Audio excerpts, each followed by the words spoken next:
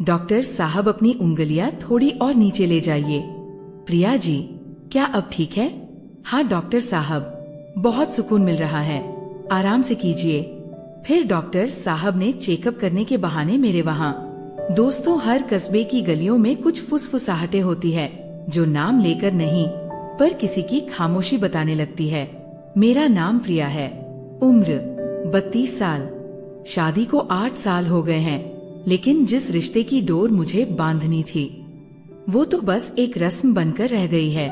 मेरे पति संजय एक सरकारी दफ्तर में क्लर्क है। काम के बाद थके हारे आते हैं और अक्सर चुप रहते हैं। शायद उन्होंने जिंदगी में मुझे एक जिम्मेदारी की तरह निभाया, प्यार की तरह नहीं। बीते कुछ हफ्तों से शरीर में एक अजीब सी जलन और दर्द महसूस हो रहा था। मैंने पहले सोचा समय के साथ ठीक हो जाएगा, लेकिन जब तकलीफ बढ़ गई तब मेरी पड़ोसी रश्मि ने सलाह दी, तू एक बार डॉक्टर आरव के पास जा। बहुत सुलझा हुआ आदमी है, कोई गलत नजरिया नहीं रखता। डॉक्टर आरव नाम सुना था कई बार, लेकिन मिलने का साहस कभी नहीं हुआ था।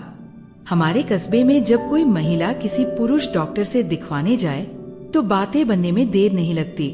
मैं झिझकी, लेकिन जब रात को करवट बदलते बदलते मेरी आंखें भीगने लगी तो मैंने तय किया अब और नहीं सहूंगी। अगली सुबह रश्मि मुझे स्कूटर पर बैठाकर क्लिनिक ले गई। डॉक्टर आरव का क्लिनिक बहुत साधारण था, लेकिन साफ सुथरा और शांति से भरा हुआ। प्रतीक्षालय में 4-5 औरतें बैठी थीं। सबकी नजरें झुकी हुई थी, जैसे अपनी अपनी उलझनों को अंदर ही छुपा रखा हो। जब मेरा नंबर आया तो मेरे हाथ कांप रहे थे। दरवाजा खोला, डॉक्टर आरव सामने बैठे थे। सफेद कोट, हल्की दाढ़ी और बेहद शांत आंखें। उम्र लगभग 38 रही होगी। प्रिया जी, उन्होंने पूछा मेरी फाइल पढ़ते हुए। जी, मैंने हकलाते हुए कहा।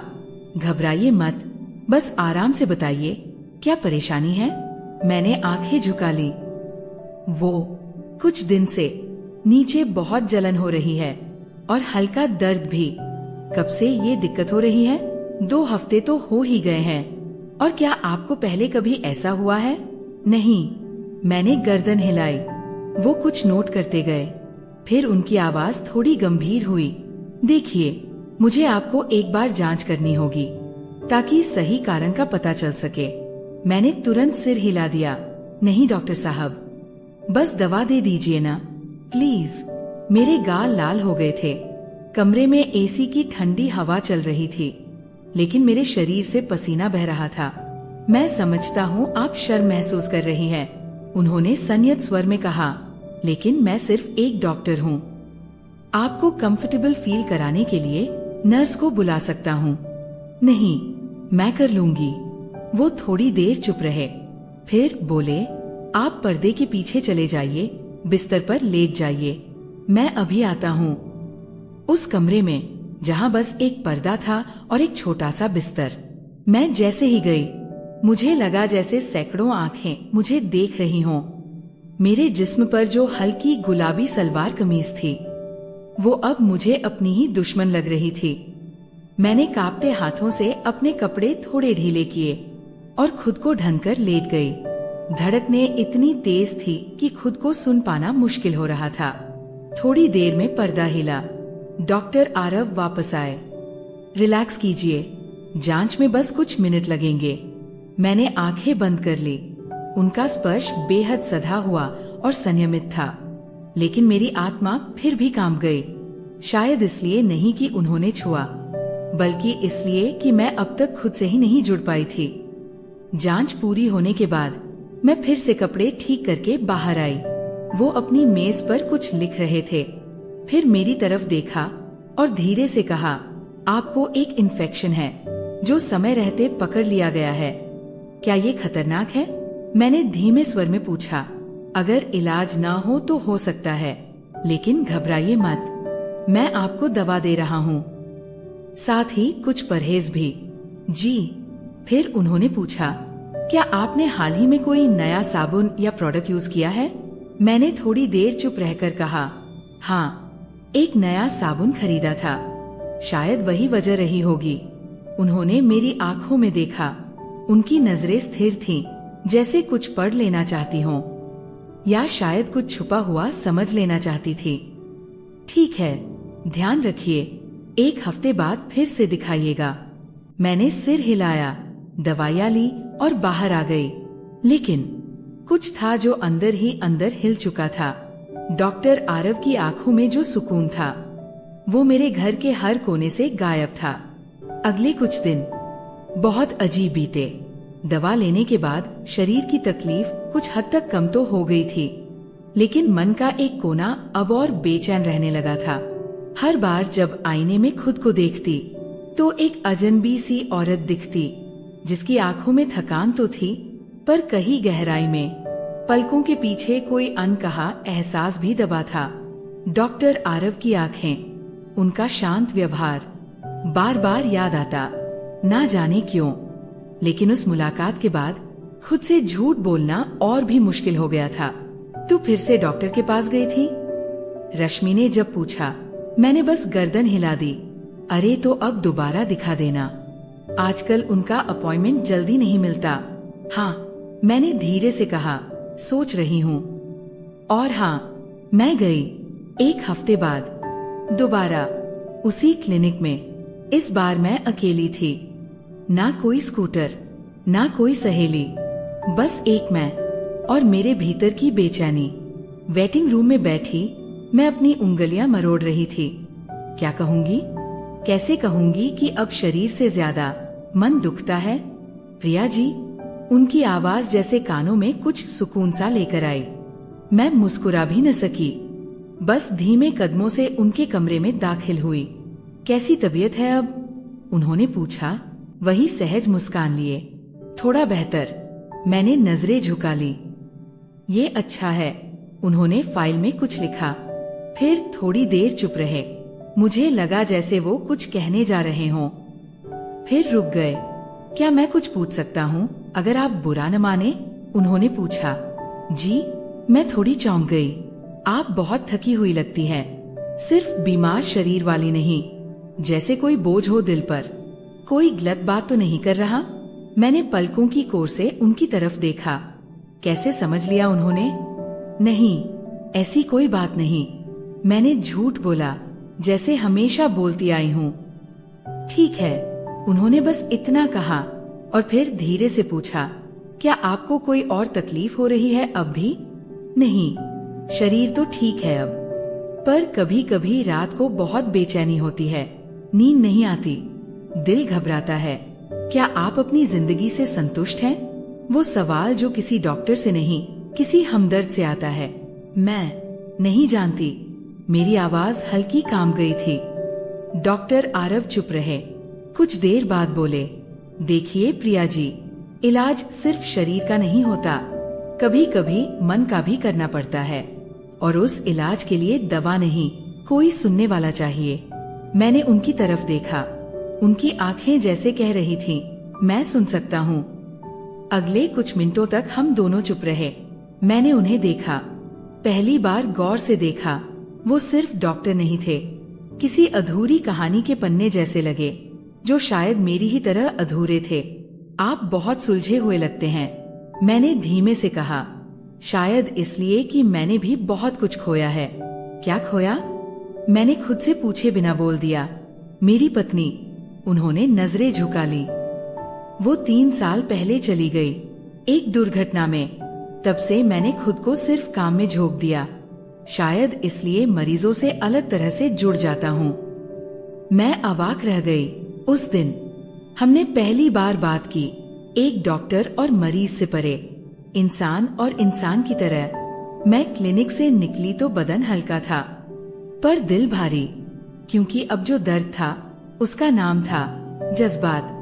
उस दिन के बाद से डॉक्टर आरव का नाम मेरे मन में सिर्फ एक डॉक्टर नहीं रहा, अब वो मेरे दिमाग की उलझनों में भी आते थे और मेरे सपनों के कोनों में भी। कभी उनकी बातों की गूंज सुनाई देती। इलाज सिर्फ शरीर का नहीं होता, मन का भी। और कभी उनका चेहरा आंखों के सामने तैर जाता। मैं चाहकर भी नहीं रोक पा रही थी। ये एहसास अब बीमारी नहीं था, लेकिन इलाज भी नहीं था। एक शाम मैं क्लिनिक के बाहर खड़ी थी। अपॉइंटमेंट नहीं था, बस एक बहाना चाहिए था। प्रिया जी, आपको अपॉइंटमेंट नहीं था ना? क्लिनिक की रिसेप्शनिस्ट ने पूछा। हाँ, बस रिपोर्ट दिखानी थी। मैंने झूठ कहा। मेरी झूठ बोलने की आदत अब आदत नहीं, लाचारी बन चुकी थी। जब मैं उनके सामने बैठी तो वो थोड़ा चौंके। आप अचानक? उन्होंने कुर्सी से उठते हुए कहा। रिपोर्ट थी दिखानी, वैसे कोई खास बात नहीं। मैंने नजरें चुराई। उन्होंने रिपोर्ट ली, देखी नहीं, बस मेरी आंखों में देखा। आप ठीक नहीं लग रही। सब ठीक है? मैंने जवाब नहीं दिया। वो चुप रहे, फिर बोले, प्रिया जी, क्या आप चाय पियेंगी? चाय? मैं चौंकी। डॉक्टर और मरीज के बीच की रेखा धुंधली होने लगी थी। यहाँ नहीं, पास ही एक जगह है। कुछ देर बाद हम क्लिनिक से बाहर थे। छोटा सा कैफे, 2 कप चाय और ढेर सारी चुप्पियां। आप अकेली है क्या? आरव ने पूछा। कभी थी नहीं, अब हूँ। मेरे शब्दों में दर्द था, जिसे मैंने कभी जोर से नहीं कहा। पति है, पर जैसे होते हुए भी नहीं है। हमारे बीच अब रिश्ते सिर्फ जिम्मेदारियों की तरह बचे हैं। आरव ने कुछ नहीं कहा, बस ध्यान से मुझे देखा, जैसे हर अनकहे शब्द को सुन रहे हों। और आप? मैंने पूछा। मैं तो अब कुछ भी नहीं हूँ। एक डॉक्टर हूँ बस, जो दिन में बीमारियां ठीक करता है और रात को अकेलापन पीता है। उस शाम कुछ नहीं हुआ, लेकिन बहुत कुछ बदल गया। हमारी मुलाकात अब इलाज नहीं रही, अब वो रिश्ते की शक्ल लेने लगी थी, जिसे हम खुद नाम नहीं दे पा रहे थे। एक दिन उन्होंने कहा, प्रिया जी, क्या आप कल थोड़ी देर के लिए क्लिनिक के बाद रुक सकती हैं? क्यों? मैंने पूछा। बस कुछ बातें हैं जो सिर्फ अकेले में कही जा सकती है। अगले दिन शाम को क्लिनिक में सन्नाटा था। स्टाफ जा चुके थे। मैं बैठी थी, एक अजीब सी घबराहट लिए। आरव अंदर आए। सफेद कोट उतार चुके थे। अब वो सिर्फ डॉक्टर नहीं लग रहे थे, एक पुरुष थे जिसकी आंखों में मुझसे कुछ कहने की बेचैनी थी। आपसे कुछ कहना है, पर डरता हूँ। उन्होंने कहा। क्या? शायद जो महसूस कर रहा हूँ। वो कहना आसान नहीं। आप कहिए। शायद सुनना मेरे लिए भी आसान नहीं होगा। मैंने कहा। मेरी आवाज थरथरा रही थी। प्रिया, मैं तुम्हें सोचता हूँ, दिन रात, हर पल। मैं ये जानता हूँ कि ये सब सही नहीं है, लेकिन मन तो किसी किताब का पन्ना नहीं जो नियमों से चलता है। आरव, मैंने पहली बार उन्हें नाम से पुकारा। मैं भी बदल रही हूँ। तुम्हारे लिए। मेरी आंखें भीग गई थीं। तो क्या ये प्यार है? उन्होंने पूछा। शायद, मैंने कहा, या शायद वो अपनापन जो कभी मिला ही नहीं। उस रात हम कुछ भी कहे बिना एक दूसरे के सामने बैठे रहे। कोई स्पर्श नहीं, कोई सीमा लांघी नहीं गई। फिर भी सब कुछ बदल गया था। उस मौन ने बता दिया, ये रिश्ता अब सिर्फ एक डॉक्टर और मरीज का नहीं रहा। वो शाम जब मैं आरव के सामने चुप बैठी थी, ना कुछ पूछा, ना कुछ कहा, लेकिन मेरी सांसें सब बयां कर रही थीं। हम दोनों एक दूसरे की आंखों में कुछ ढूंढ रहे थे, एक छुपी हुई इजाजत, या शायद एक आखिरी सवाल। प्रिया, क्या हम गलत हैं? आरव की आवाज टूटी सी थी। मैं चुप रही, मेरे होंठ कांपे, लेकिन शब्द नहीं निकले। अगर तुम्हें कभी लगा कि ये सब तुम्हारे लिए बोझ है, तो मैं पीछे हट जाऊंगा। लेकिन अगर तुम्हारे दिल में मेरी कोई जगह बन रही है, तो मैं उसे खाली नहीं जाने दूंगा। उस दिन के बाद हमारी मुलाकातें कुछ बदल गई थी। अब उनमें एक सिहरन थी, एक डर, एक चाह और एक बेबस इकरार। एक रात मैं अपने बिस्तर पर लेटी थी। सुनील बगल में सो रहे थे, लेकिन अब उनके साथ कोई रिश्ता बचा ही नहीं था। फोन की स्क्रीन पर आरव का मैसेज चमक रहा था। कभी कभी सोचता हूँ, तुम्हें छू भी लूं तो क्या पाप कहलाऊंगा? मैंने जवाब नहीं दिया, पर फिर लगता है तुम्हें बिना छुए रह जाना शायद उससे भी बड़ा पाप होगा। मेरे हाथ कांप रहे थे, दिल की धड़कनें तेज थी। मैंने लिखा, मैं कल आ रही हूँ, अकेले, सिर्फ तुमसे मिलने। अगले दिन शाम। क्लिनिक बंद हो चुका था। आरव अकेले मेरा इंतजार कर रहे थे। मैं आई, बिल्कुल सादे सलवार कुर्ते में, बिना किसी बनावटीपन के। हम दोनों कुछ पल चुप रहे। फिर मैंने कहा, आज मैं कोई मरीज नहीं हूँ और तुम कोई डॉक्टर नहीं हो। आरव की आंखें नम हो गईं। तो क्या आज हम सिर्फ इंसान बन सकते हैं? उन्होंने पूछा। मैंने गर्दन हिलाई और धीमे से उनके करीब चली गई। उन्होंने मेरी उंगलियां थामी, बहुत धीरे, बहुत संजीदगी से, जैसे किसी टूटी हुई आत्मा को जोड़ना चाह रहे हों। उस रात हम दोनों एक दूसरे के गले लगे। ना कोई वासना थी, ना कोई उत्तेजना, बस एक अधूरी औरत और एक अकेले मर्द का अधूरा आलिंगन था। तुम्हें खोने से डर लगता है? मैंने उनकी सीने से सिर टिकाते हुए कहा। मैं तो पहले ही खुद को खो चुका हूँ। अब तुम्हें पाकर शायद खुद को वापस पा जाऊं। उन्होंने जवाब दिया। लेकिन अगली सुबह जब मैं घर लौटी, सुनील जाग चुके थे। रात कहाँ थी? उनकी आवाज सख्त थी। अस्पताल में। मैंने झूठ बोला, लेकिन आंखों ने सच कह दिया। तुम बदल रही हो प्रिया, उन्होंने कहा, और शायद मैं अब कुछ समझना नहीं चाहता।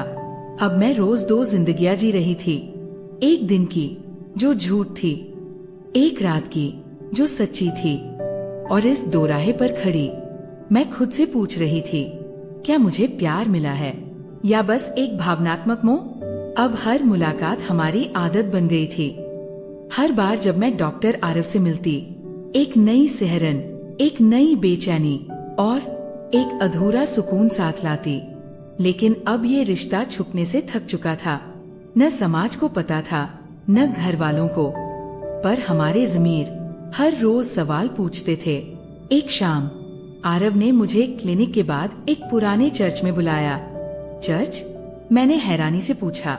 यहाँ कोई नहीं आता और यहाँ सन्नाटे में जवाब साफ सुनाई देते हैं। उन्होंने मुस्कुराकर कहा। हम दोनों एक बेंच पर बैठे थे। हवा में हल्की ठंडक थी और दिलों में भारी खामोशी। प्रिया, हम बहुत दूर आ चुके हैं, आरव ने कहा, और अब लौटने का रास्ता नहीं दिखता। मैंने उनकी आंखों में देखा। वो थके हुए थे, लेकिन उनके अंदर एक उम्मीद अब भी जिंदा थी। अगर मैं कहूँ कि मैं तुम्हें इस जिंदगी से निकालना चाहता हूँ, उन्होंने पूछा, तो क्या तुम साथ चलोगी? मेरा दिल जोर से धड़का। ये आखिरी सवाल था जिसका जवाब सिर्फ दिल से निकल सकता था। मैं चुप रही। फिर धीरे से कहा, आरव, तुमने मुझे वो सुकून दिया जो मैंने अपने पति के साथ कभी महसूस नहीं किया। तुमने मुझे एक औरत की तरह महसूस कराया, न कि एक जिम्मेदारी की तरह। लेकिन मैं रुकी। मैं सिर्फ एक पल के लिए तुम्हारे साथ नहीं रहना चाहती। अगर तुम्हारे साथ चलूं, तो पूरी दुनिया छोड़कर जाऊंगी। क्या तुम भी इतना कुछ त्याग सकोगे? आरव खामोश हो गए। उनकी आंखें भर आईं। प्रिया, मैं तुम्हें प्यार करता हूँ, पर मैं ये भी जानता हूँ कि ये प्यार सिर्फ हमें नहीं, औरों को भी तोड़ देगा। उस रात हमने कोई वादा नहीं किया, बस एक चुप्पी के साथ एक दूसरे को अलविदा कहा। कभी कभी प्यार का मतलब साथ रहना नहीं होता, बल्कि किसी को खोकर भी उसकी इज्जत बचाना होता है। 6 महीने बाद मैंने खुद को संभाल लिया था। पति के साथ रिश्ता थोड़ा और औपचारिक हो गया था, लेकिन अब मैं अंदर से टूटकर भी जिंदा थी। डॉक्टर आरव अब एक नए शहर के अस्पताल में थे। उनका नाम अब भी लोगों की जुबान पर था, पर अब वो मेरे दिल से एक दबी हुई आह की तरह गुजरते थे। कुछ रिश्ते अधूरे रहकर ही मुकम्मल हो जाते हैं, और कुछ प्यार सिर्फ याद बनकर ही सुकून देते हैं। तो दोस्तों, आज के लिए बस इतना ही। उम्मीद है कि आपको ये कहानी पसंद आई होगी। अगर ये कहानी आपको पसंद आती है तो इस वीडियो को एक लाइक और हमारे इस चैनल कहानी स्ट्रीम को जरूर सब्सक्राइब करिएगा। और हाँ, बेल आइकन को ऑल पर सेट करना मत भूलिएगा। हम मिलते हैं अगले वीडियो में। धन्यवाद।